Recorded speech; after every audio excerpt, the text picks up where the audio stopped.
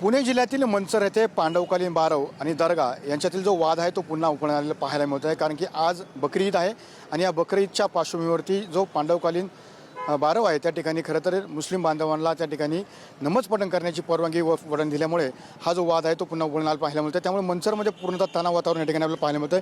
मी सध्या आलो शिवाजी चौकामध्ये, या ठिकाणी पाहतो की मोठा पोलिसांचा जो बंदोबस्त आहे तो खरं तर या ठिकाणी तैनात केलेला पाहायला मिळतो आहे। कारण की ज्या पद्धतीने मुस्लिम समाजाला या ठिकाणी जे पांडवकालीन बारव आहे त्या ठिकाणी नमाज पठण करण्यासाठी परवानगी देण्यात आली आणि त्याच अनुषंगाने हिंदू ज्या संघटना आहेत त्या खरं तर आक्रमक झालेल्या पाहायला मिळतात आणि याच अनुषंगाने याला विरोध करण्यासाठी याच पार्श्वभूमीवरती हिंदुत्ववादी संघटनाने येथे हिंदू जन आक्रोश मोर्चा काढण्याची घोषणा खरं तर करण्यात आली होती। या मोर्चात आमदार महेश लांडगे असतील, त्यासोबत आमदार संग्राम जगताप असतील, हे सहभागी होणार असल्याची माहिती सध्या समोर आली आहे।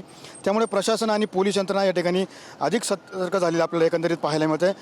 मात्र काल ज्या पद्धतीने पाहिलं की पोलिसांनी ज्या दोन्ही प्रमुख नेत्यांच्या ज्या आहेत त्यांची बैठक खरं तर बोलवली होती आणि यांच्यामध्ये मध्यस्थी काढून हा जो वाद आहे त्या वादाला कुठेतरी समेट घडून आणण्याचा प्रयत्न त्या ठिकाणी करण्यात आला होता। त्यानंतर पांडवकालीन बारव असेल त्यासोबत शेजारी असलेल्या दर्ग्यामध्ये नमाज पठण न करण्याचं आव्हान संबंधित समाजाला आणि त्यांच्या बांधवांना करण्यात आल्याचं या ठिकाणी पाहायला मिळतं। यामुळे या निर्णयानंतर संभाव्य तणाव टळल्याचं सध्या चित्र मंचर शहरामध्ये पाहायला मिळतं। तरी देखील मंचर शहरात सध्या तणावपूर्ण शांतता असल्याचं वातावरण या ठिकाणी पाहायला मिळतं। कारण की छत्रपती शिवाजी महाराज चौक, त्यासोबत वेशीजवळील परिसर, त्याचसोबत संवेदनशील भागामध्ये मोठा पोलीस बंदोबस्त खरं तर या ठिकाणी तैनात करण्यात आला आपल्याला पाहायला मिळतं आहे। कोणतीही अनुचित प्रकार घडू नये त्यासाठी पोलिसांकडून सातत्याने गस्त घालण्यात येत आहे।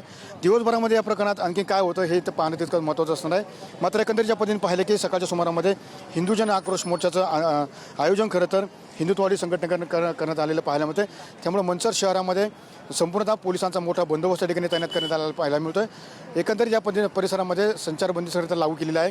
त्यामुळे सध्या हा हिंदू जन आक्रोश मोर्चा कसा होतो आणि कशा पद्धतीने हिंदू संघटनेला विरोध करतं हे पाहणं तितकंच महत्त्वाचं असणार आहे।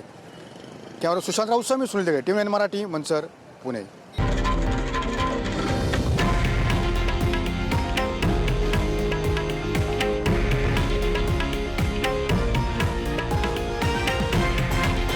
हे आहे देशातील नंबर 1 न्यूज नेटवर्क आणि आपण पाहत आहात TV9 मराठी, एकमेव।